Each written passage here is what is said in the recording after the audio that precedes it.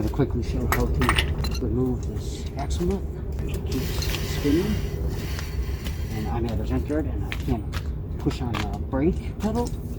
So I'll show you an easier way to get this off because the car is jacked up already and spinning like that. The rotor, the axle nut. Grab a flat tip.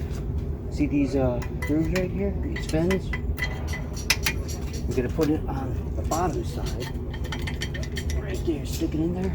Put your socket, breaker bar, and start turning. You'll see as I do that, flathead screwdriver is going up onto the brake caliper holder. Yep. Good.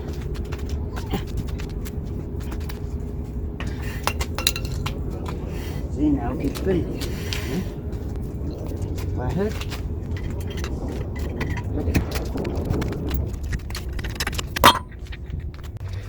Getting the accident off. There you go.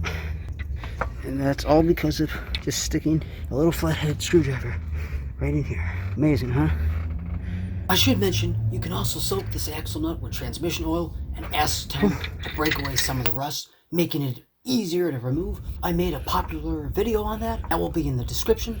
Anyway, tap the like button if this helped, especially if your vehicle is already lifted up or you're at a junkyard. And please subscribe for more cool, out-of-the-box thinking like this. Let me know what you think about this in the comments, or if you have any other good ways to remove a stuck axle nut. Hope this helped. Later!